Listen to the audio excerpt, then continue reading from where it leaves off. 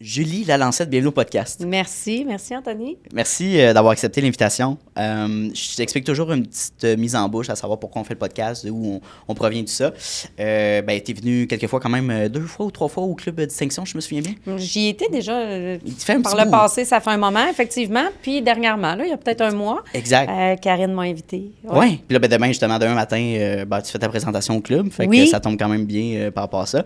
Mais oui, dans le fond, ce qui est arrivé, c'est qu'après le dernier déjeuner qu'on a fait, je me suis dit, hey, ça pourrait être cool que tu fasses l'expérience du podcast, que tu parles de ton parcours, on parle de la synergologie, évidemment. Je t'ai parlé de Manuel Constant, qu'on connaît assez bien à travers les réseaux sociaux, que tu connais personnellement. Oui. Donc oui, aujourd'hui, on parle de ton parcours, on parle de ton domaine d'activité et évidemment, vision long terme, objectif et tout ça. Donc, je te laisse le plancher. Julie, parle-nous un petit peu plus de toi par rapport à ton parcours académique, professionnel. Qu'est-ce qui t'a amené vers la synergologie? Oui. En fait, je travaille au service correctionnel depuis 28 ans, bientôt 29. Je prendrai ma retraite bientôt aussi. Et j'ai toujours été dans l'intervention, en fait, au service correctionnel. J'étais attirée par l'intervention déjà avant d'aller à l'université. J'avais envie, je voulais être travailleuse sociale, travailler avec les enfants qui étaient victimes. Et quand j'ai fait les tests psychométriques, ça n'a pas été très concluant. On m'a dit que c'était pas ma place, que j'étais probablement trop sensible. En fait, ce qu'on m'a dit clairement, c'est que tu vas passer ta carrière en burn-out. Fait que c'était pas la place. J'ai été un peu prise au dépourvu parce que j'avais commencé un certificat à l'université en psychoéducation en attendant de rentrer au bac en travail social.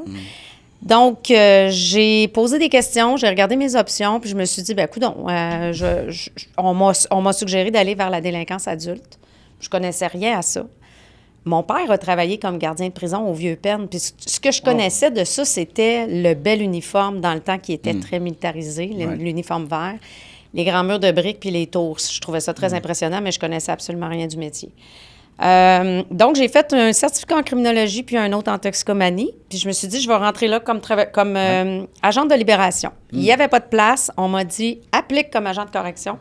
Une fois en dedans, tu pourras appliquer sur les concours quand ça s'ouvrira pour agent de libération. Donc, c'est ce que j'ai fait. Nice. Et puis, au bout, j'ai fait 11 années comme agent de correction, incluant la partie où j'étais en maternité.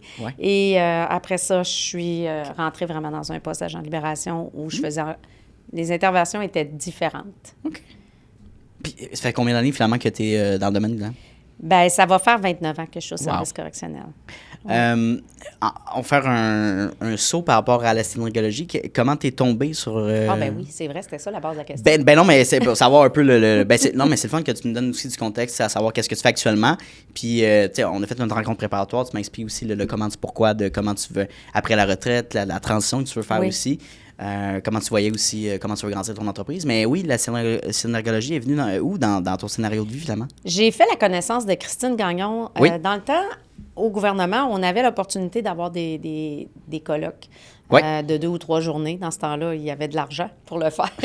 Et on avait le choix entre plusieurs conférences et j'ai choisi la conférence sur la synergologie qui était offerte par Christine Gagnon. Christine est une des piliers ou un des piliers à la base de l'Institut québécois de synergologie ici au Québec avec Philippe Turchet qui en est le fondateur. Et suite à ça, à chaque fois au pénitencier qu'on nous demandait « Avez-vous un intérêt pour une formation en particulier? » Moi, je levais toujours la main pour la synergo. Christine est revenue en établissement donné de la formation. Ensuite, je me suis impliquée comme agent négociateur en situation d'urgence. On nous a encore demandé « Êtes-vous intéressé? » J'ai levé la main encore. J'ai dit « On devrait avoir Christine Gagnon en situation de crise.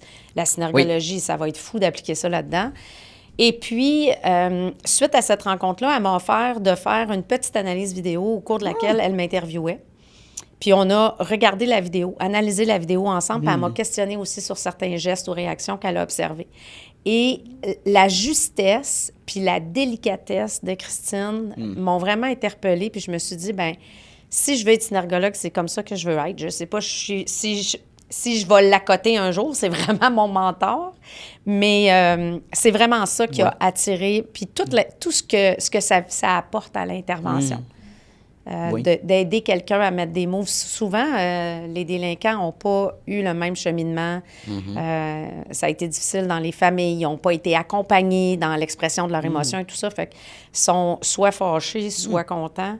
mais on est capable d'avoir des nuances aussi au niveau du ressenti. Puis avec la synergologie, c'est très aidant. Bien, c'est cool que tu dis justement, hey, j'ai levé ma main puis je m'intéressais à un nouveau domaine, puis pouvoir justement l'appliquer dans mon day-to-day en tant qu'agent correctionnel. Parle-moi justement de comment, le moment que tu as commencé à appliquer justement ces connaissances-là avec les gens qui sont au pénitencier, finalement. Là, excuse-moi, j'oublie le terme. On dit des détenus. Les détenus, oui, voilà. Je ne voulais pas dire des criminels, ensemble, les détenus. Mais quand on s'est parlé ensemble, j'ai dit le mot bandit. Oui, les bandits. C'est ça. Puis c'est pas, c'est vraiment pas un mot que nos employeurs aiment entendre, mais tu sais, à la réalité, si on revient à la définition de base de ce que c'est un bandit, c'est quelqu'un qui commet des actes criminels puis qui est incarcéré. Là.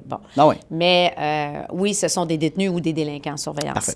Bref, là où j'ai vu que ça s'appliquait, c'était vraiment dans les... Parce que comme agent de libération, comme agent de correction, le lien est surtout en surface. Ouais. Et puis, comme agent de libération, bien, on a accès à la personne qui est en avant de nous, on a accès à tous ces dossiers aussi, on lit l'histoire de vie de cette personne-là.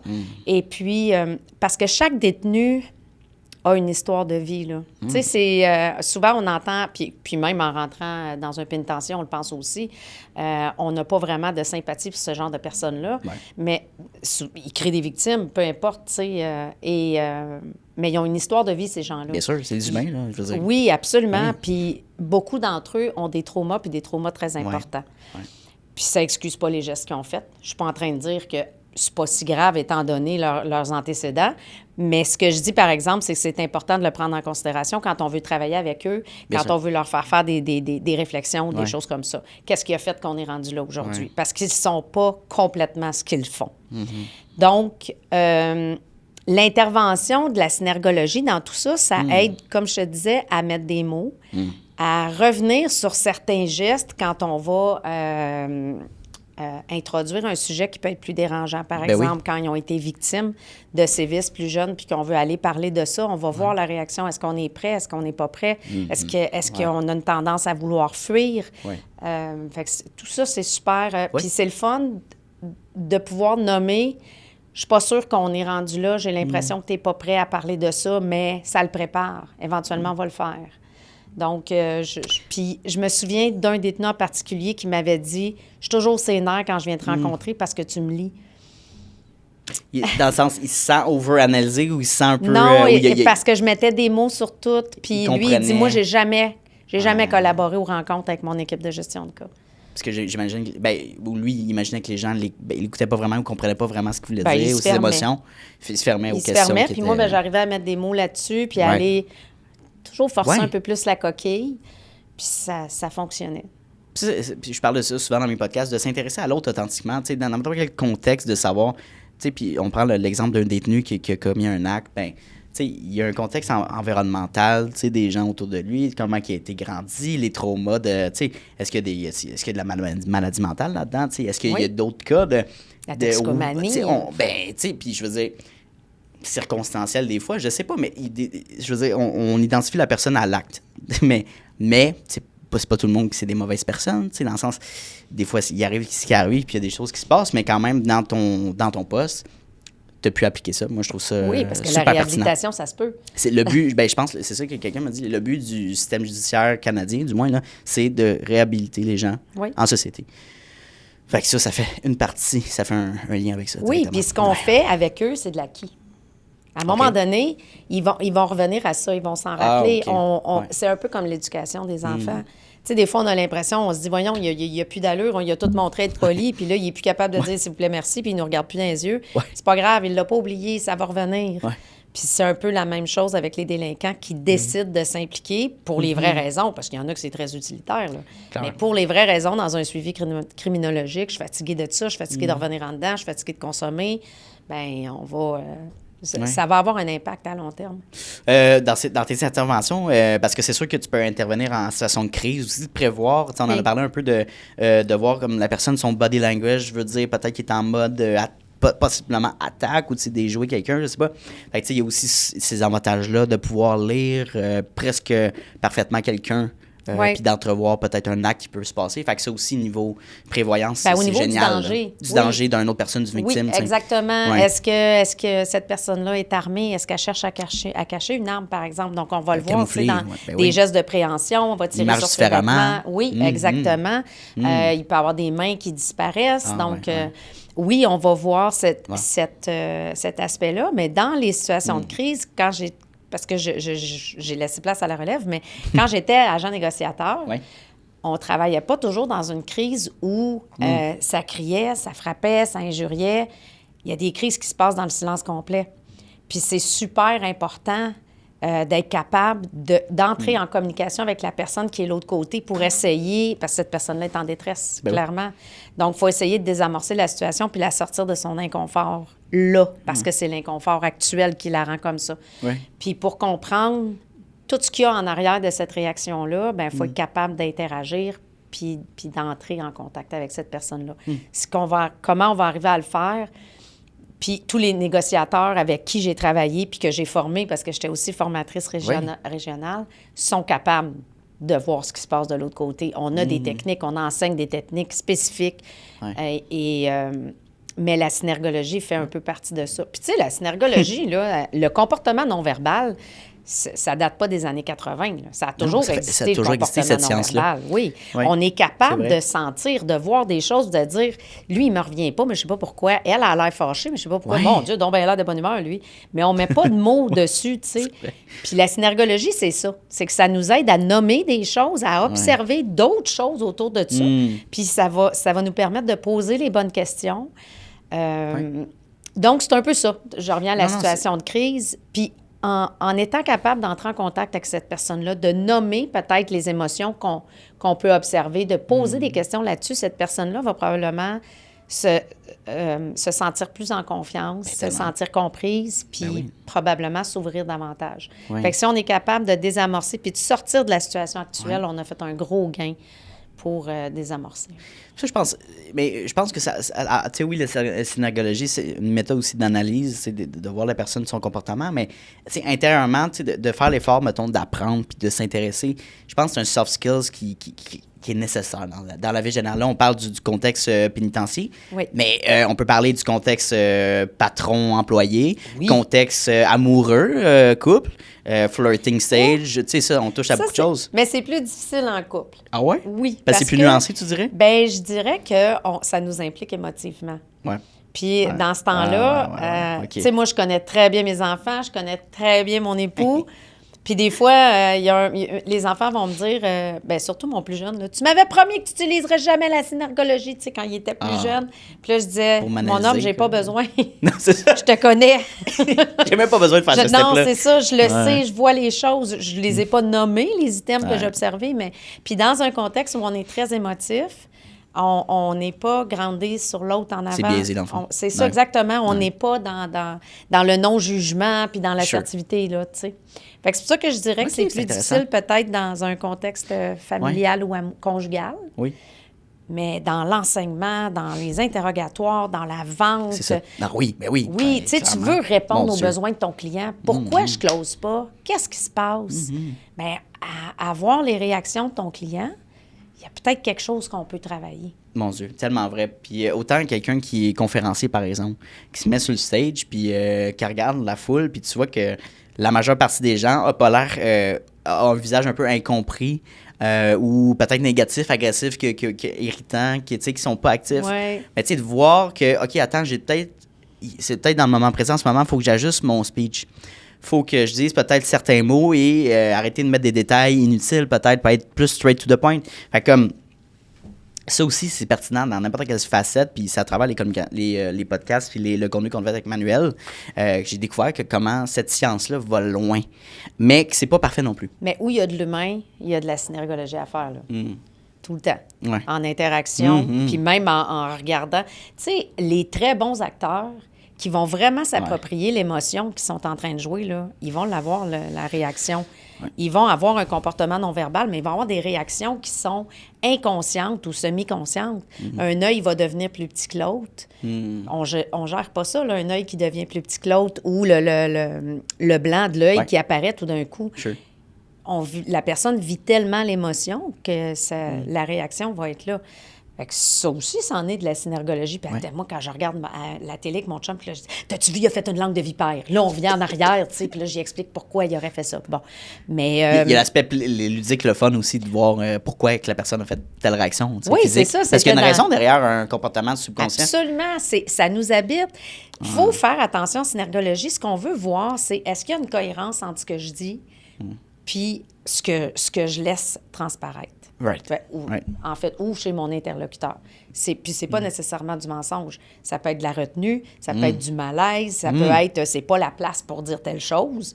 Puis c'est vraiment ça, en fait, qu'on essaie, tu sais, puis aller poser des questions, puis aller, c'est ça, voir un peu ce qui se passe à l'intérieur. Puis tu parlais tantôt sur scène, on peut voir les gens en avant, il y a une réaction dégoût, je suis peut-être trop hard dans mes propos. Oui, aussi, oui. Mais moi aussi, je m'observe.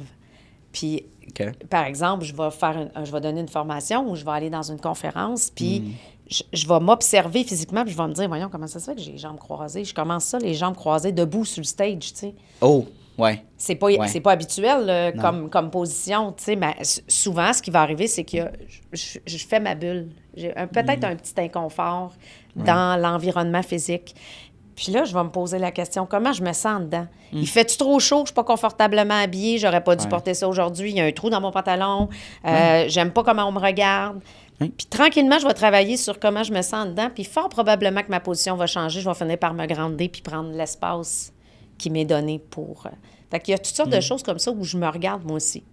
Tu sais, je fais du coq à l'âne, mais on voit souvent des présences politiques là, importantes, des présidents, des premiers ministres qui font une conférence de presse, par exemple, ou qui s'assoient, puis il y a le moins de mouvement possible, j'imagine pour ne pas laisser paraître peut-être de billets ou d'émotions. OK, c'est ça. Puis c'est voulu, j'imagine, parce que les gens peuvent percevoir un mouvement ou pensent percevoir un mouvement, donc ils ne veulent pas nuire à l'interprétation, j'imagine. Fait qu'il faut y rester le plus crispé possible. Je sais pas. Le corps ne peut pas mentir longtemps, là. Ouais, tu peux faker so far. Ah ouais, pendant un moment. Ça ne durera pas parce que tu as vraiment... tu as besoin d'une concentration extrême. D'abord, il faut que tu contrôles ton discours. Il faut que tu contrôles tes actions. Tu ne peux pas contrôler la température de ton corps. Tu vas-tu rougir, tu vas pas rougir, les oreilles vont-tu changer, la forme des yeux, est-ce qu'elle va changer? Puis, il faut que tu t'assures que la personne en avant de toi est à l'écoute puis qu'elle gobe tout ce que tu es en train de dire. À un moment donné, puis c'est ce qu'on appelle une surcharge cognitive, à un moment donné, ça va imploser, là. Fait qu'il y a quelque chose... Il y a un mouvement qui va se passer. Oh oui, ça va transparaître à quelque part, c'est certain. Ça va finir par arriver. Puis, le corps parfait, c'est déjà un gros indice. De vouloir avoir le corps parfait dans une situation où les propos vont pas dans le sens où je pourrais avoir un corps parfait. Tu sais, comme quand tu prenais une photo au primaire, là. Bien, c'est pas cohérent. Non. Fait qu'il y a déjà un petit quelque chose, là, un drapeau rouge, là. Penses-tu qu'il y a quand même des types de personnes dans notre société, là, j'ai le mot psychopathe qui me sort, là, mais tu sais, quelqu'un qui est très bon à se contrôler, mettons, ses émotions, puis tu sais, penses-tu qu'il y a des gens qui sont capables de se manipuler eux-mêmes quasiment, mais sur le long terme, ou c'est ultra rare? Si tu finis par croire ton mensonge... Ben là, tu vas le vivre un peu. Il est possible que tu le vives. En fait, c'est plus un mensonge pour toi, c'est une réalité, mettons. Mais ça devient une réalité. Puis oui, dans la maladie mentale, dans les problématiques de santé mentale, c'est possible. OK. La synergologie s'applique à tout le monde, néanmoins. Tu sais, que ce soit... tu sais, il y a les autistes, les enfants qui sont atteints... Ben, les enfants, les personnes, en fait, qui sont atteintes d'autisme, peuvent des fois moins réagir, prendre plus de temps, analyser la situation, mais il va y avoir de la synergologie. Ce qui peut être nuisible, le botox. Ça, des fois, ça peut être nuisible dans l'analyse. Oui, parce que nos sourcils parlent énormément. Hein? On communique beaucoup avec nos sourcils. Le sourire, est-ce que les joues vont monter, vont pas monter, les narines vont-elles élargir? Mais tout ça, à partir du moment où il n'y a plus de plis, où tout est gelé, c'est difficile. C'est ça. Parce que, tu sais, on dit que la communication non-verbale, c'est une grosse partie de l'échange. Mais quand même, il y a un ton, il y a des mots, il y a des choses à prendre en considération. Fait que si la personne est complètement figée, ça va être bien difficile à analyser. Ben oui, 100%. Ça va prendre d'autres éléments. Ben là, on va voir d'autres choses. on va voir les mains, on va voir les mouvements, on va voir les mouvements sur la chaise. Oui. Tu sais, il y a d'autres choses qu'on va pouvoir observer aussi. C'est un bon point que tu viens de toucher, les gens autistes. J'ai beaucoup d'amis qui sont sur le spectre et à différents niveaux. Là, il y en a qui ont plus de capacité sociale, il y en a qui en ont un petit peu moins. Mais des gens qui ne comprennent pas le contexte aussi de certaines maladies comme ça, par exemple, ils peuvent prendre ça mal dans le sens... pourquoi la personne, j'ai donné un cadeau, il ne me remercie pas? Ouais. Tu te dis, voyons, je te fais une action, mais la personne est reconnaissante, mais elle ne va pas le verbaliser. Mais tu sais, de comprendre le contexte, c'est pas malhonnête de vouloir te faire être méchant. Tout le monde aime ça avoir de la reconnaissance. Oui. Ça fait partie de l'humain. Là. On aime ça être reconnu. Mais il y a d'autres façons de voir que cette personne-là est satisfaite de son cadeau.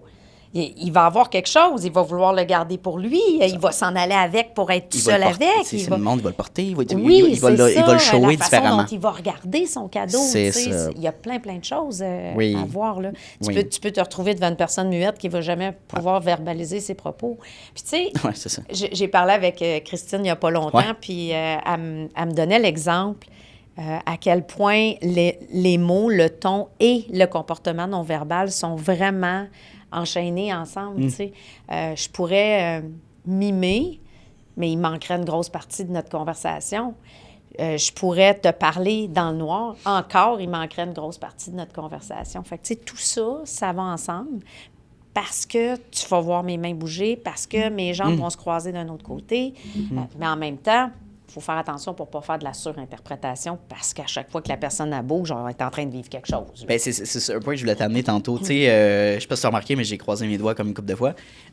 Puis ça, c'est quelque chose que Manon m'avait montré, c'est que c'est pas parce que tu te croises les bras, par exemple, que la personne est fermée dans le moment. Non, absolument ça peut être pas. Juste un... Je suis confortable. Exactement. Mais après, je pense que tout dépendant comment tu te poses ton bras. Si les mains disparaissent, si les mains sont fermées. Mais où, par exemple, le fameux, ben, c'est peut-être parce qu'il pense à quelque chose et non dans le moment présent, c'est un mensonge. Tu sais, comme, il y a tellement de... Mais encore une fois, c'est difficile, on dirait. J'ai de la misère à comprendre comment tu tombes pas des fois dans la suranalyse. Puis il faut se faire la part des choses de genre, est-ce qu'en ce moment... Ben, c'est avec la pratique. OK, avec l'expérience. Avec la pratique, parce que c'est des essais-erreurs aussi. Parce que, admettons que tu as une piqûre de maringouin, puis là, je te vois, tu me parles, puis tu vas souvent te gratter le bras gauche. Là, je me dis, bon, il y a peut-être un malaise, il essaie de gérer une émotion, quelque chose. Puis là, moi, je vais me mettre à suranalyser ça, mais je vais perdre la moitié de notre conversation parce que j'essaye de voir un paquet d'autres items qui pourraient venir confirmer mon hypothèse que tu as un malaise au niveau émotionnel, tu sais, puis tu veux le gérer. Bien, c'est ça. Mais c'est pas ça pantoute. Fait que je perds toute l'authenticité de notre conversation, puis finalement, tu te grattes une piqûre de maringouin. Fait que c'est vraiment... Puis d'aller poser des questions. Je vais poser des questions sur le geste observé avant de dire, est-ce que je mets du temps là-dessus? Fait que je vois... T'avais les jambes croisées d'un côté, tu changes tes jambes, puis là, à un moment donné, le discours change. J'ai l'impression que tu es plus vague, tu essaies de sortir de la conversation. Là, je vais me dire, peut-être qu'il s'en va dans sa bulle, mais tu pouvais peut-être avoir juste la jambe engourdie aussi. C'est ça. Fait que l'important, c'est de... Je te poserai pas la question, t'as-tu la jambe engourdie ou ça te tente plus? Je ferai pas ça comme ça, mais subtilement, on va en venir à poser les bonnes questions. Puis poser la question subtilement, ça peut justement répondre à cette... parce que oui, si tu manques tout le reste du speech, c'est pas idéal. Fait que, j'imagine, c'est de prendre en compte ce qui se passe en moment, mais après, tu fais un amalgame de tout ce qui s'est passé, mettons, dans une discussion X, tu fais un compte-rendu. Oui, bien, quand on est filmé, ça va encore mieux. Ben oui, parce que tu peux revoir 100%. Oui, c'est cool, Puis, tu sais, une vidéo d'à peu près 2 minutes peut prendre 2 heures à analyser, là. Ah, mon Dieu!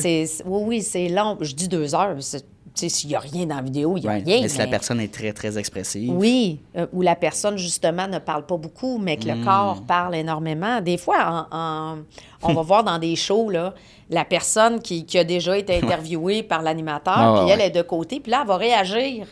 Par exemple, tout le monde en parle, va réagir à l'interview de quelqu'un d'autre. Ça, là, c'est super intéressant. Il n'y a pas un mot qui se dit là. Mais souvent, on a tendance à regarder les gens qui sont dans l'échange, mais regarde les gens autour, là, les réactions, puis ça en dit long, c'est super intéressant. C'est tellement passionnant comme domaine, puis c'est une raison pourquoi je voulais faire le podcast, parce que je sais que les gens s'intéressent à ça, puis ils veulent en prendre plus. Je pense qu'il y a un intérêt humain à savoir pas si la personne m'aime, peut-être, on va loin, là, mais si la personne m'apprécie dans le moment, tu sais. C'est vrai, tu sais, comprendre, ben surtout, il y a beaucoup de gens, analyser son chum ou analyser sa blonde, tu sais, pour voir. Fait que ça, des fois, il faut faire attention parce que c'est pas, encore une fois, c'est très nuancé quand tu tombes dans l'émotion. Si on parle de nous deux, tu sais, il m'est arrivé, parce que mon conjoint a fait le même métier que moi. Puis, oui, puis on s'est jamais privé de parler parce qu'il y a souvent du monde qui me dit hey, j'espère que vous parlez pas de job à la maison. Oui, beaucoup, parce qu'on aime ce qu'on fait. Puis on se challenge des fois parce en fait, je dis qu'on fait le même métier. On est un peu sur 2 autoroutes à la même vitesse. OK. Moi, en ce moment, je suis plus au niveau du renseignement. En fait, c'est un peu les enquêtes. Puis lui, il était gestionnaire correctionnel. Mais on travaillait, on avait toujours une belle collaboration, mais on n'avait pas toujours le même point de vue parce qu'on ne travaillait pas avec les mêmes informations. Fait qu'on se challengeait comme ça, mais des fois, il me parlait de situations qui le dérangeaient, puis je le voyais, là, à quel point ça venait le chercher dans le changement. Là, je le voyais, parce que moi, je n'étais pas impliquée émotivement. Fait que là, j'étais capable d'aller peut-être désamorcer ça, jaser avec lui, parce que j'avais bien vu que... J'ai bien vu que ça allait pas, là, sa situation. Clairement. Chose du coq à l'âne. Vas-y, on aime ça. On aime ça. Parle-moi de ta clientèle. Tu prospects les gens, quel genre de type de personnes que tu fais, avec qui tu veux travailler, comment fonctionne ton processus aussi au niveau de la synagogie? Est-ce que c'est en groupe? Est-ce que c'est des formations? C'est-tu de la conférence? Moi, je suis ouverte à tout. Fait que tu fais un peu... Mais parle-moi un petit peu de ta formule, en fait. C'est ça que je te demande comme question. En fait, j'offre des ateliers, des conférences, des formations, des cours privés et ça touche à tout. Puis comme je te disais tantôt, où il y a de l'humain, il y a de la synergologie. Donc, j'ai rencontré des gens du CIUS, j'ai rencontré des vendeurs de voitures, j'ai rencontré des collègues de travail dans le privé qui voulaient améliorer leur connaissance de la réaction des délinquants dans le milieu correctionnel, surtout au niveau du risque, puis la gestion du risque au niveau sécuritaire. Donc, ça touche à tout. Et l'analyse aussi. L'analyse vidéo, accompagner des gens, justement, qui se préparent dans l'entrepreneuriat et tout ça. Donc, on parle, fais-moi un pitch de vente, présente-moi ta compagnie, puis on va travailler ensemble, puis après ça, on fait l'analyse vidéo. Donc, ça peut être dans une grande salle de conférence, comme ça peut être dans une salle de 4-5 employés où on va faire un petit atelier. Je pose la question parce qu'il y a différents professionnels, par exemple, je ne veux pas comparer à des coachs, mais des coachs vont dire, moi, je préfère faire du one-on-one. J'ai plus de concentration, j'ai plus de personnalisation, je prends plus de temps pour la personne. Il y en a d'autres qui vont dire, non, moi, je préfère l'engouement d'être en groupe. C'est le fun, les gens se motivent, c'est inspirant, puis on peut en faire beaucoup plus. Est-ce qu'à un moment donné, tu penses que quand tu vas affiner peut-être long terme ta vision au niveau de ton entreprise, tu vas y aller d'une manière ou d'une autre, ou tu te dis, tu es ouverte un peu à tout, à toutes les formules qui sont possibles? Moi, je suis ouverte à toutes les formules parce que ça s'adapte. OK. Super bien. All right. Tu sais, je peux former, former ou en tout cas aider. Former. Ben oui, 100%. Des vendeurs de voitures, comme je peux former des policiers dans l'interrogatoire. Tu n'as pas un type de clientèle, un monsieur, madame, tel critère. Pas, parce que je vais aller chercher les notions qui collent à ce genre de travail-là ou aux besoins de la personne. Ben oui. Puis on fait tout ça en gang, puis on fait ça ludique, puis ça va être le fun, puis on va faire des jeux de rôle. Okay. Ou on fait ça vraiment sérieux, puis on n'a pas beaucoup de temps, puis on fait ça sur 3 jours, tout dépendant de ce qu'on veut travailler. Ça s'adapte vraiment bien. Puis c'est vraiment grâce à Christine que j'ai retenu ça. Tu sais, Christine qui fait une conférence d'1 heure, puis il y a 200 personnes dans la salle au service correctionnel. Une journée au complet avec les agents négociateurs, 2 jours avec les employés à l'établissement Leclerc. Puis à chaque fois, j'ai appris plein d'affaires. Fait que oui, ça s'adapte à toutes sortes de façons. C'est vraiment nice. Pour vrai, c'est le fun, puis ça te permet justement de toucher puis de t'adapter à différentes situations, le vendeur de char, justement. Puis on va parler de ça, justement, de la vente, parce que je trouve que c'est tellement important d'en parler. Il y a tellement de gens qui voient la vente comme le fameux vendeur de char poétique, là, tu sais. Oui. Puis c'est le fun d'avoir, mettons, par exemple, encore une fois, un vendeur qui t'approche, qui dit, écoute, moi, je veux peut-être améliorer mon approche.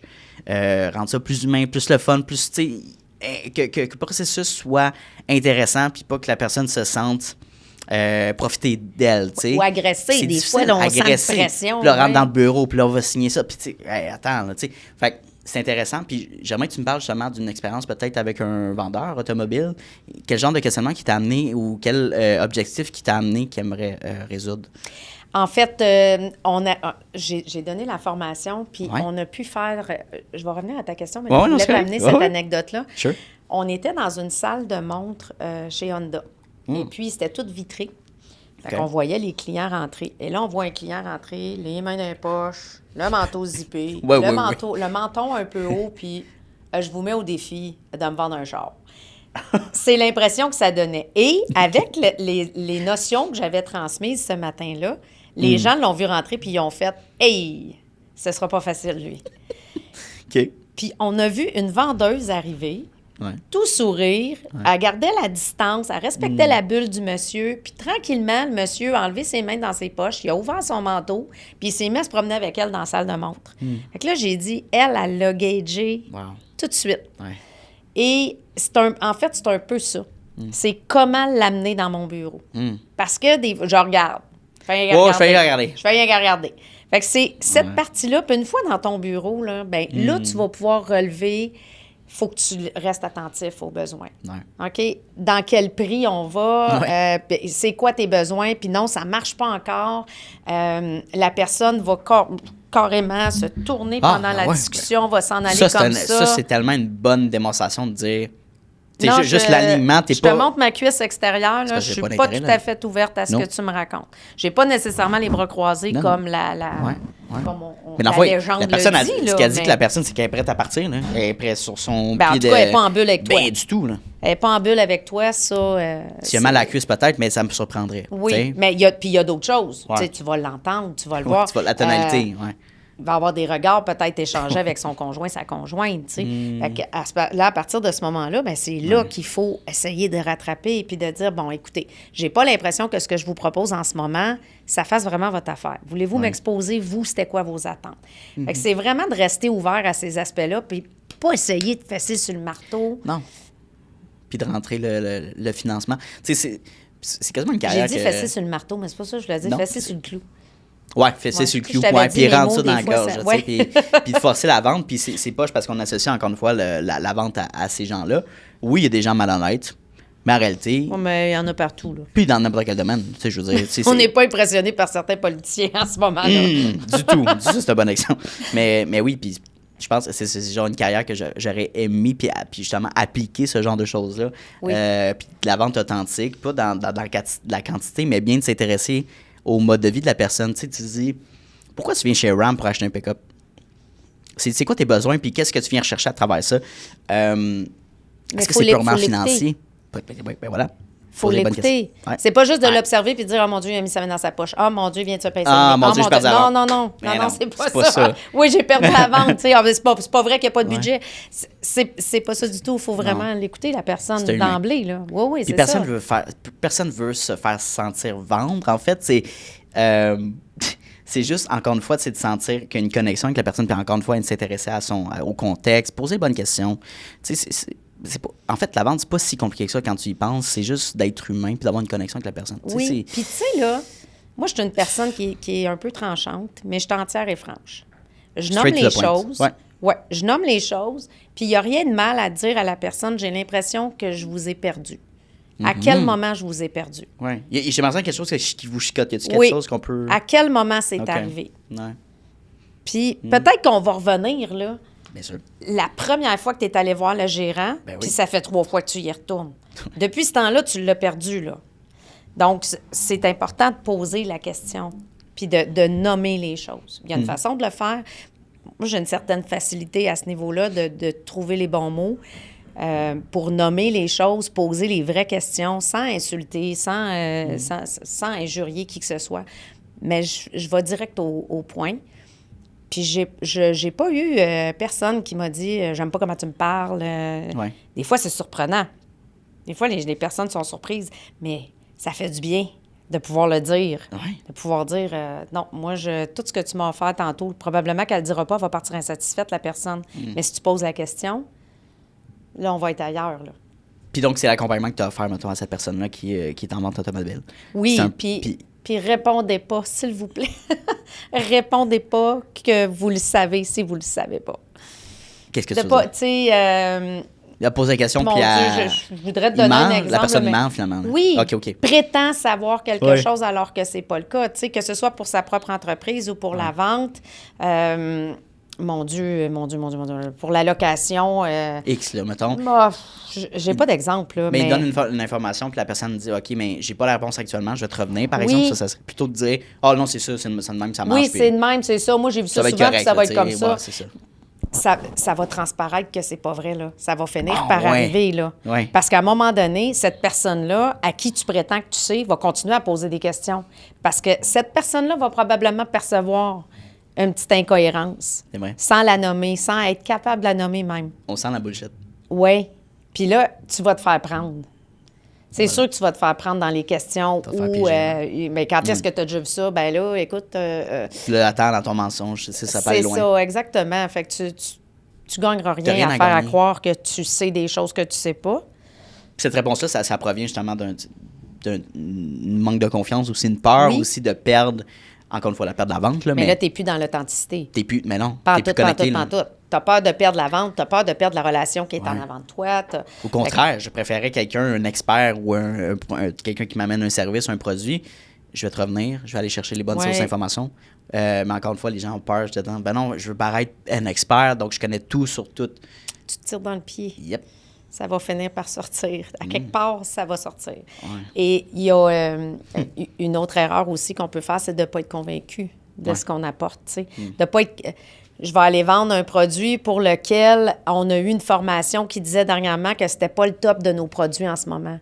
Fait que je suis pas convaincue de ce que je vends. Le client le veut, je veux faire mon profit, mais je suis pas convaincue de mon produit. Ah, mais ça marche pas. Non, ça va finir par transparaître. Il faut que tu sois convaincu de tes arguments. Il faut que tu sois convaincu de ton produit. Puis il faut que tu te prépares à jaser avec l'avocat du diable. Ouais. Parce qu'à un moment donné, ça va te prendre des réponses. Ouais, tu rencontres quelqu'un qui est hyper technique, qui va te poser des questions sur les performances du véhicule, sur la fiabilité. Puis si lui, il a lu l'étude qui dit que c'est pas bon, là. Ouais. Puis toi, tu continues de vouloir y vendre, là. Watch out, là. C'est ça. Fait que, puis encore là, ben, on reste pas dans l'authenticité. Ben non, mais puis je pense, encore une fois, un bon vendeur, tu sais, va s'intéresser, mais il va poser les bonnes questions. Puis c'est de croire que ton produit est vraiment... C'est un game changer, mais tu sais, pas de te bullshitter toi-même, de vraiment croire la valeur de ce que tu vends. Puis tu sais que ça va changer la réalité de la personne. On va prendre encore l'exemple du véhicule. Concessionnaire Hyundai, récemment, les véhicules, c'est pas super fiabilité, j'étais un client.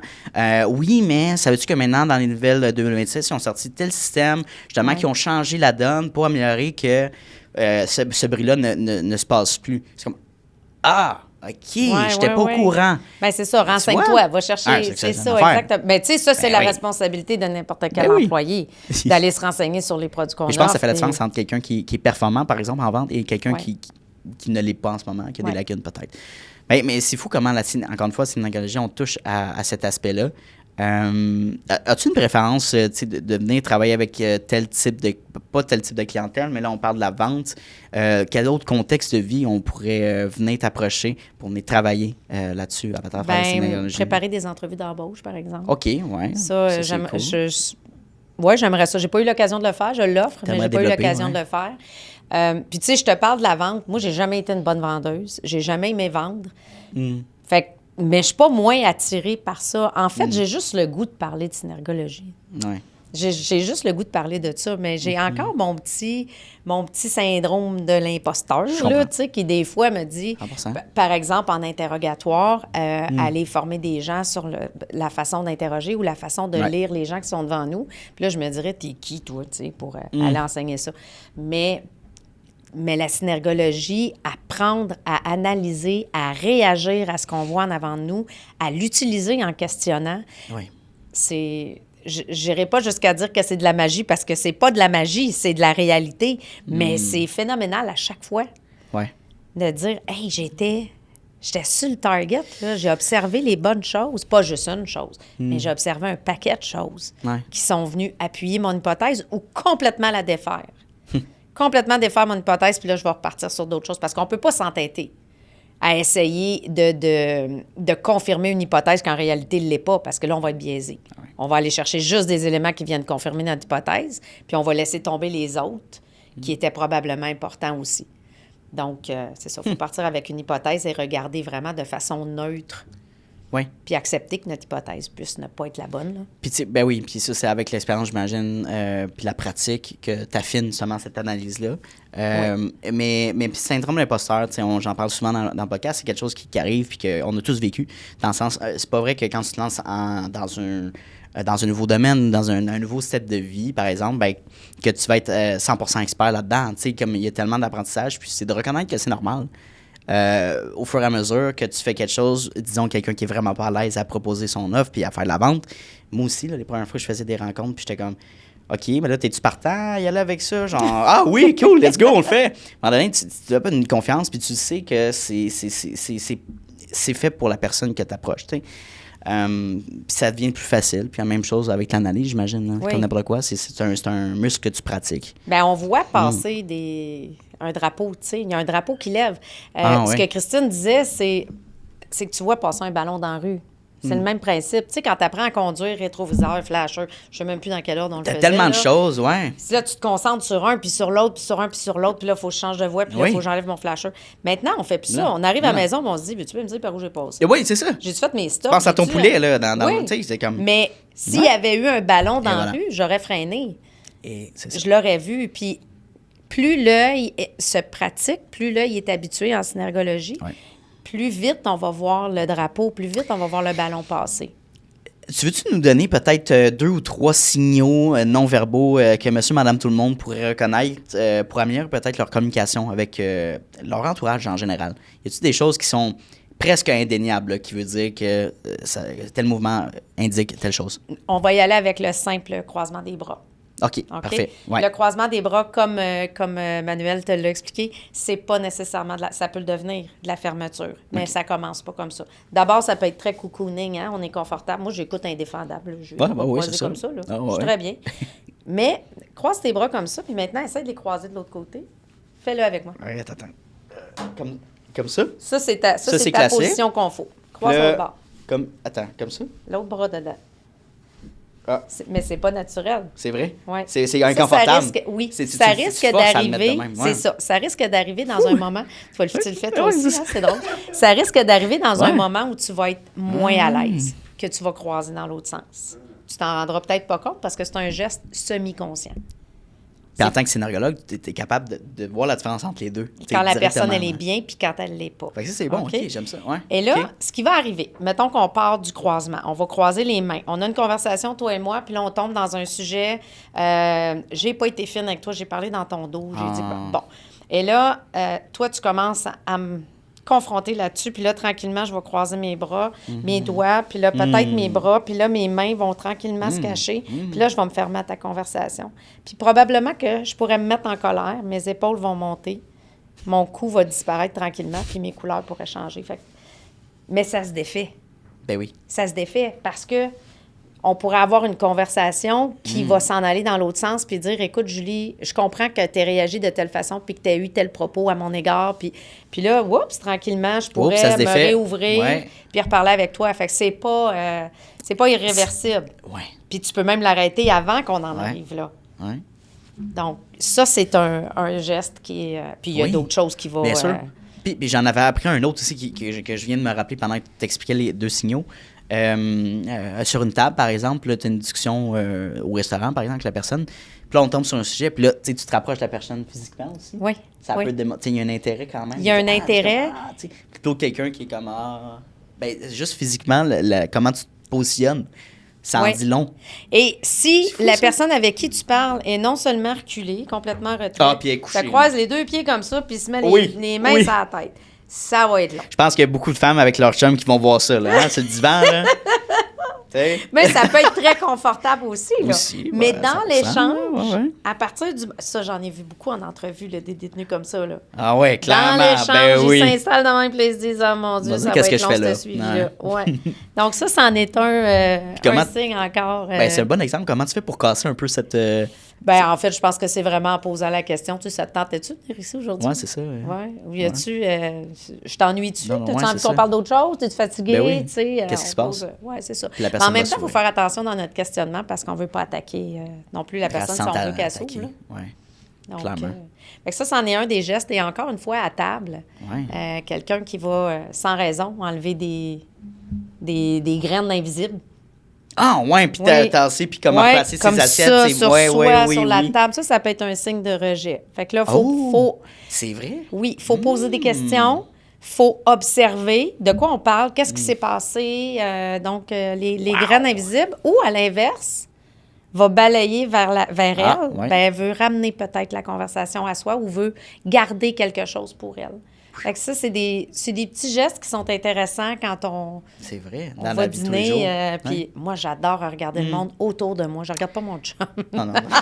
J'aime regarder le monde autour de moi. Oui.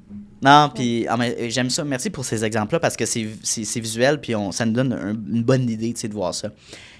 J'aimerais qu'on parle d'un prochain sujet au niveau des conflits. Je pense que nous, les Québécois, on a de la misère avec le conflit. On regarde nos cousins français, puis eux, c'est quasiment ancré dans leur racine. Il n'est pas d'accord, ça marche pas, je suis pas d'accord, puis ils vont le dire verbaliser. Ils vont argumenter avec toi par plaisir quasiment. Oui, puis nous, puis ça, c'est classique. Je ne veux pas généraliser, mais it is what it is. Nous, on est plus consciencieux dans le sens où on va acheter à paix. Puis on va pas obstiner quelqu'un, on va peut-être parler un petit peu plus dans le dos, mais puis je pense qu'on devrait apprendre un petit peu plus à argumenter puis dire, regarde, ce que tu dis, je suis pas d'accord. De toute manière, ça se refoule à un moment donné puis ça va sortir autrement, qui est pas le fun. Mais quand même, dans un conflit, de situation de conflit, de dire, regarde, en ce moment, il faut aborder un sujet qui est difficile, j'ai pas aimé ce que tu as fait. Puis, de bien communiquer son non-verbal, ben c'est important. Dans un contexte de travail, c'est primordial. C'est pas vrai que tu vas vivre aucun conflit, là. Non, absolument pas. Mais tu sais, il y a aussi la position qu'on va prendre, la position qu'on va adopter dans le conflit, dans le sens où, pas la position physique, mais le statut. Ah oui, okay? Le rôle, dans le fond. Ouais. Oui. Ah, ouais. Est-ce qu'on va se placer au-dessus du conflit? Est-ce qu'on va vouloir se pousser du conflit? Est-ce qu'on va comme devenir plus vigilant? Puis moi, je veux pas m'impliquer là-dedans. Ou je parle pas à cette personne-là. Tu pourrais voir ça, là, tu sais, chez les gens, là, puis justement, le retrait sur la chaise ou même debout, tu sais. Exact. Ça dépend vraiment comment les gens vont se placer dans le conflit. Puis, il y a une raison pour laquelle les gens se placent là. Et c'est une façon pour eux de se protéger. Donc, on va avoir le vigilant qui va dire « Moi, je prends pas de risque ». Et on va avoir le syntonique qui, lui, va se placer plus bas, qui veut vraiment préserver la relation. Fait que ça risque d'être un yes man. Oui, il n'y a pas de problème, il n'y a pas de problème. Il faut faire plaisir à l'autre. On va accepter, on va donner une carpette. Là. Je comprends. Et, mon Dieu, je ne suis pas fine de dire ça, mais c'est un exemple assez cru, mais bon. Mais non, c'est vrai. C'est ça. Puis, on va avoir la personne qui va se placer en situation plus d'autorité. Pas d'attaque, mais de non, pas nécessairement d'attaque.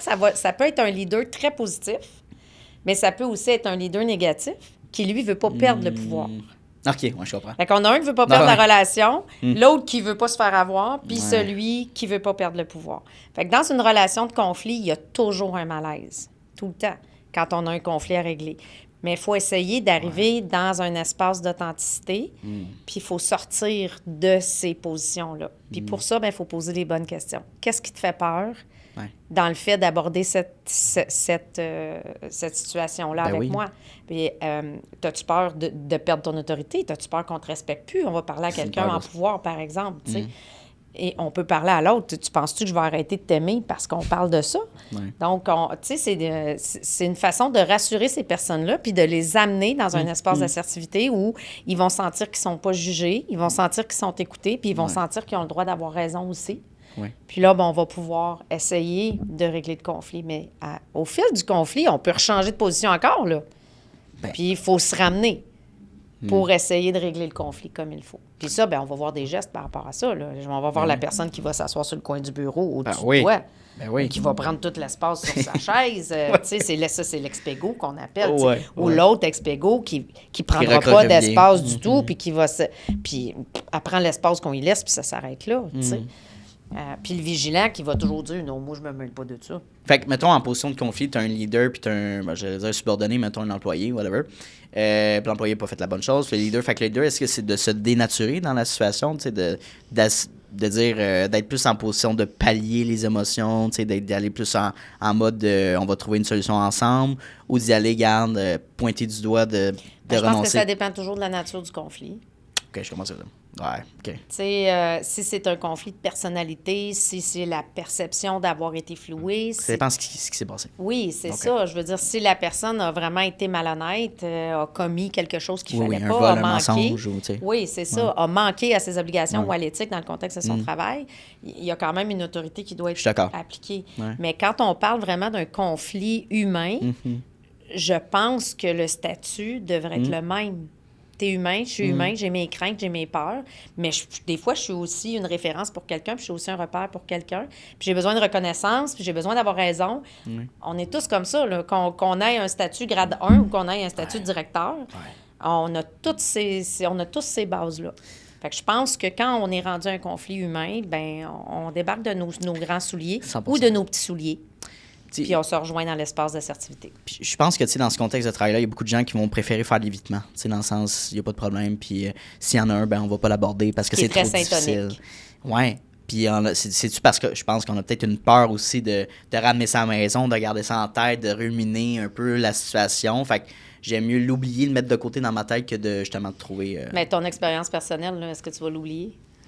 Non. Ben non. Ça va être... Peu importe la situation, en fait, c'est...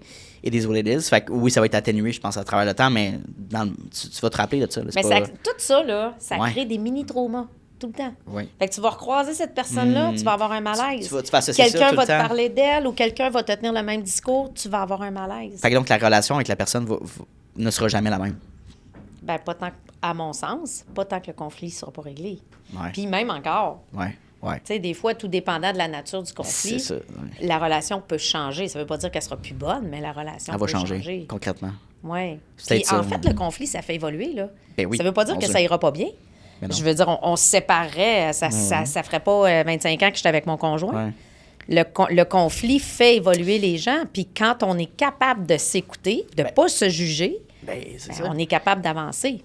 Puis quelqu'un qui est capable de reconnaître aussi qui a fait une erreur, par exemple, qu'il faut... Tu sais, parfait, OK, t'as raison, j'ai pas fait la bonne chose, puis je vais faire attention, mais c'est difficile parce qu'il faut que tu piles sur ton ego, tu sais.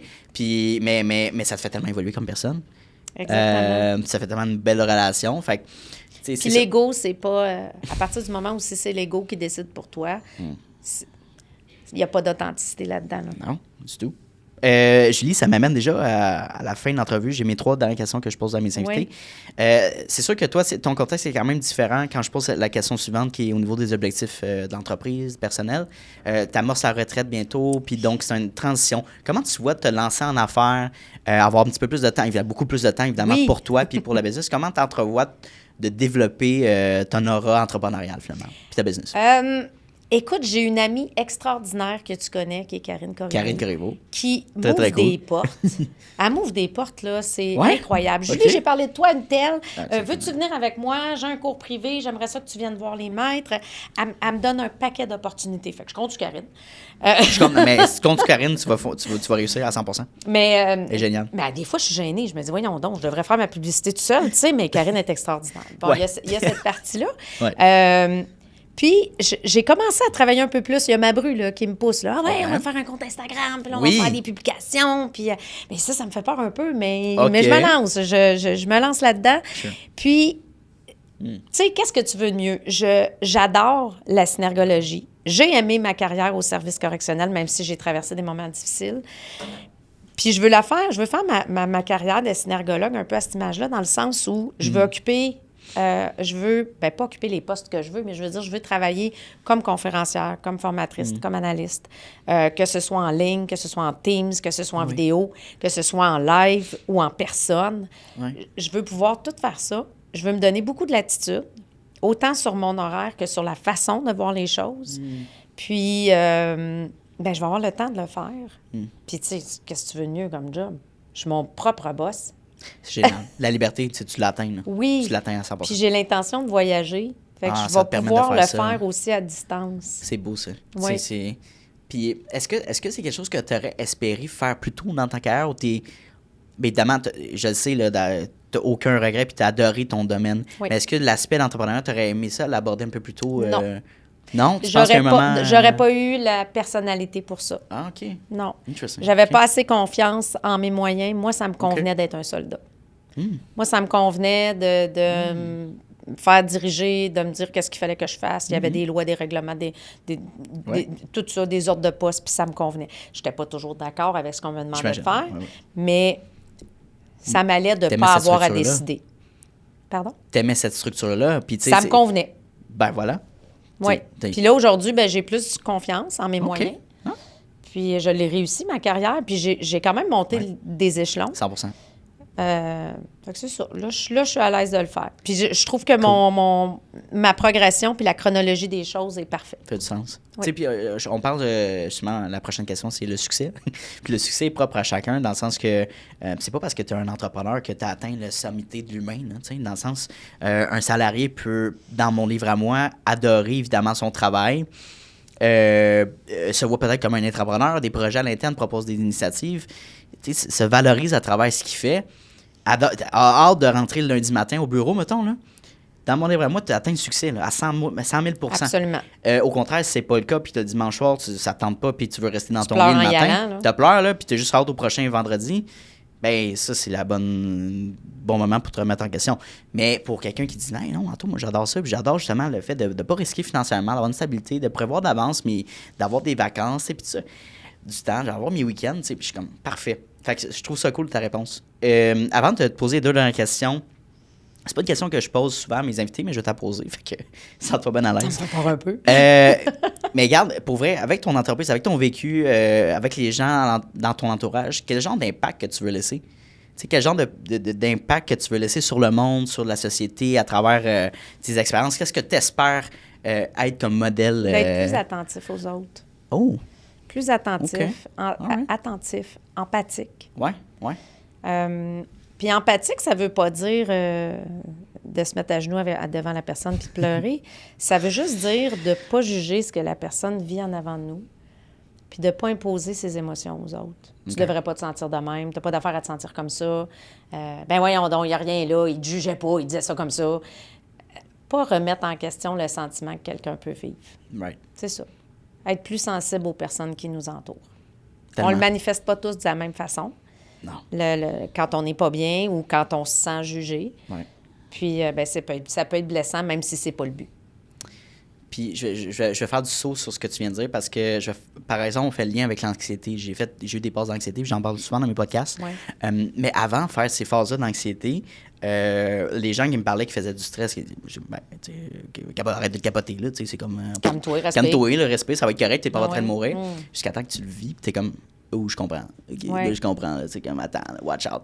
Mais ça prend une attention puis une introspection puis justement être plus attentif aux émotions de la personne, de pas désamorcer ou de voir que, c'est ça, justement, t'es anxieuse. Ce qui fonctionne pour toi, ça fonctionne pas nécessairement pour les autres. Tu sais, va te faire masser, ça va passer. Là. Ouais.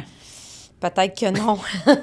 Un C'est mot peut-être physique. pas de ça que j'ai besoin, tu sais. Oui. Puis mes mots physiques peuvent être dus à des mots Mental. à l'intérieur, là. Ben oui, c'est de ça. situation, Tout ouais. le stress, puis le Oui. fait que je sois coincée, ça peut être un paquet de choses. Fait que, c'est Mais je ça. pense qu'il y a un lien avec la durée de vie, la longévité, le bonheur, évidemment, avec le stress que tu vis, là, tu sais, Oui. puis l'accumulation à travers les années, prise de poids, perte de poids, tu sais, il y a des liens beaucoup avec ça.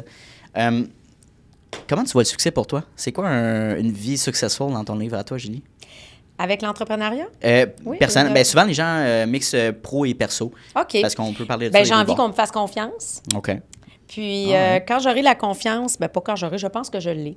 Avoir la Ben oui. confiance de la clientèle, des gens qui m'entourent. Ouais. Et puis, me sentir appuyée, recommandée. Ça serait le succès dans mon travail, tu sais. Nice. Je cherche pas à faire fortune. J'ai une bonne pension avec Bien sûr. le service correctionnel. Là. Tu sais, Ouais. on le sait, les fonctionnaires, on est chanceux pour ça. Ben oui, mais tant mieux, c'est correct. Puis je cherche pas non plus à fouler des grandes scènes. Je suis trop timide pour ça. C'est correct. Mais ouais, le succès, j'espère pouvoir un jour me sentir parfaitement à l'aise Wow. devant les gens. Mais en même temps, je me dis, un petit stress, c'est pas mauvais non plus. Ça aide à la performance. Bien sûr.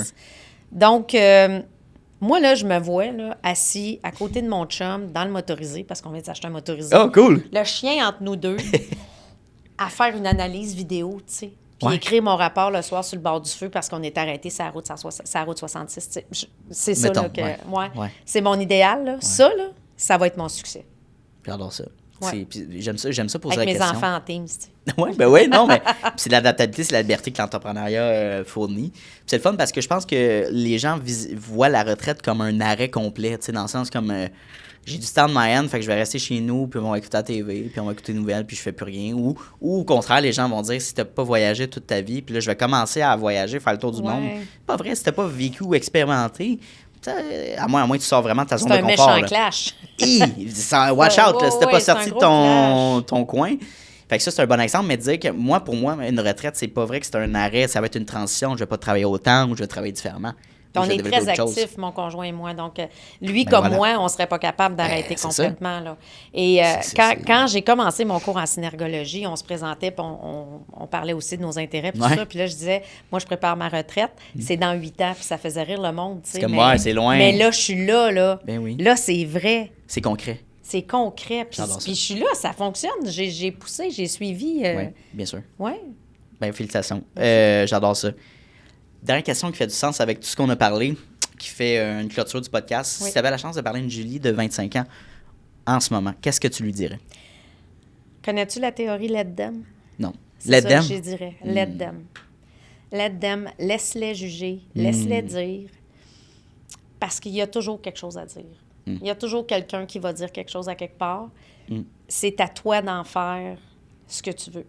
Est-ce que tu les écoutes puis que tu te fais du stress avec ça? Ou est-ce que tu laisses ça de côté puis que tu te dis, moi, je vais travailler fort puis je le fais pour moi, je le fais pas pour eux. Fait que, ben, tu sais, il y a beaucoup de let them. Je peux laisser aller bien des affaires. Pour moi, c'est nouveau, cette théorie-là. Quand tu la lis, ça va bien. Quand tu l'appliques, c'est autre chose. Parce que quand tu es dans le let them, tu es dans l'émotion gros de même. Oui. Est-ce qu'à 25 ans, j'aurais été capable de l'appliquer? Je ne le sais pas, mais au moins, je l'aurais connu.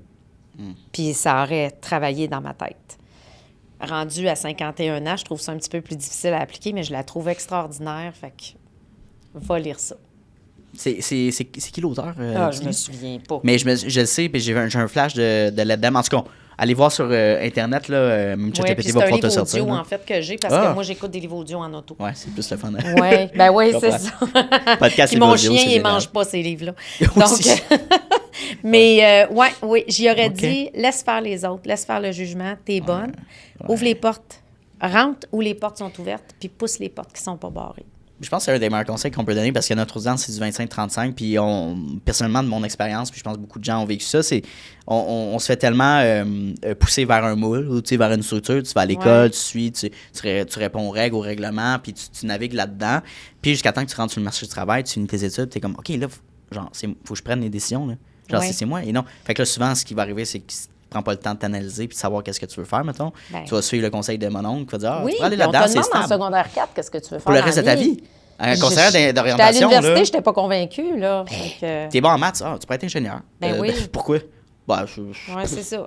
T'sais? À moins d'avoir une vocation, puis depuis que tu es tout petit, tu te dis, moi, je vais être un policier, puis tu fais tout pour être un... Je donne l'exemple du policier. Mais à part ça, là, j'ai vu très peu de jeunes, moi, qui en secondaire 4 disaient, je sais ce que je vais faire, je sais où je m'en vais. C'est hyper rare. Fait que, tu sais, la réponse à ça pour les jeunes qui disent, je sais pas qu'est-ce que j'aime. Tu sais, moi, je pense que c'est genre, avant, mettons, si on a 5, avant d'aller tout de suite t'inscrire, mettons, au cégep, qu'est-ce qui dit de prendre un an, de travailler, voyager, tu sais, whatever, tu sais, prends un an juste pour tester, essayer plein de choses en même temps, puis dire, attends, j'ai fait des crédits si tu veux. Va voir, touche des choses, va voir ce qui te tente, tu sais, si tu veux pas arrêter l'école. Moi, je me connais, j'aurais arrêté l'école, je serais pas retournée. Ah, tu vois, c'est ça, fait que ça dépend de... J'ai tout fait d'une claque. Je savais pas où je m'en allais, mais j'ai tout fait d'une claque. Je l'ai fait d'un coup, puis ça va être fait, là, tu sais. Oui, c'est ça. Ben, j'avais quand même une bonne idée de ce que je voulais faire. Je voulais travailler en intervention. Mais j'ai pas arrêté. Je comprends ce que tu veux dire. Puis en arrêtant, je me suis dit, tiens, je vais aller faire ma maîtrise en psychologie. Puis là, je suis jamais retournée à l'école. Mais quand même, mais c'est vrai qu'il y a des options. Puis laisser les autres. Les gens sont là. Il y en a qui sont là avec de la très bonne volonté, là, de vouloir nous aider, nous guider, nous orienter. Puis il y a une façon de le faire aussi sans s'imposer. Fait que, puis pour les parents, il faut les écouter, nos jeunes. Oui. Parce qu'il y a une partie... il y a deux côtés dans la médaille. T'sais. En tant que parent, probablement, je n'ai pas d'enfant, mais je vais les écouter. Puis c'est sûr qu'on veut la sécurité, puis le bonheur, puis la stabilité. Puis c'est pas rare qu'ils vont changer d'orientation, là. On s'en va étudier là-dedans, puis finalement, on se dit, c'est pas ça pendant tout, c'est pas comme ça que je l'envisageais. Puis on change d'orientation, puis c'est correct. Tu t'en vas faire ça pour le reste de tes jours. Non, c'est correct de te foirer ou de changer de programme ou tu t'es lancé une business, puis tu reconnais que, pour moi, l'entrepreneuriat, c'est pas fait pour moi, tu sais, puis c'est de voir ça comme un apprentissage à 100%. C'est vrai. Mais ce qui reste, qui te stresse, let them. T'en as pas besoin. Laisse faire. T'en as pas besoin. Allez lire le livre. Allez lire le livre. Laisse aller ce qui te stresse. Merci, Julie. Ça a été un épisode incroyable. T'as-tu aimé ton expérience? J'ai adoré ça. Ouais, j'étais cool. Super nerveuse. Je voulais apprendre mes notes par cœur. Puis finalement, tu vois, non? Non, t'es extraordinaire, Anthony. Mais c'est hot. Merci pour le feedback. Tu m'as vraiment fait sentir à l'aise. J'ai aimé ça. Merci. Je te le dis à chaque fois. Je reviens jeudi prochain. 100%, on fait ça weekly. Non, mais je propose toujours à mes invités de faire une relance aux ans. Fait que dans un an, on va se réasseoir ici, puis on va faire justement les objectifs, où est-ce qu'on est rendu. J'aime ça, c'est une super bonne idée. Je sais pas, parce qu'on crée une connexion puis une relation aussi d'affaires qui est très, très cool. Mais oui, fait que tu es toujours la bienvenue. Où est-ce qu'on peut te contacter pour travailler avec toi, collaborer? J'ai un site Internet qui est Action Synergo. Ouais. Et en fait, c'est actionsynergo.ca, le site Internet, action-synergo.ca. Ouais. Il y a la page Facebook aussi et la page Instagram au nom de Action Synergo. Et très cool. Tout le monde peut me contacter par Messenger ou en lien. Assez facilement. Puis évidemment, allez suivre les clips qu'on va publier à travers les réseaux sociaux. Oui, sur ta nouvelle page Instagram aussi qui va sortir bientôt. Fait que ça s'en vient. Encore une fois, merci beaucoup. Puis merci pour ton temps. C'est excellent. J'ai adoré. Merci infiniment.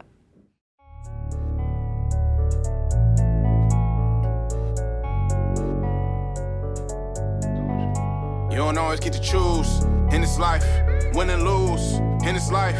But I'ma prove in this life, we can move in this life.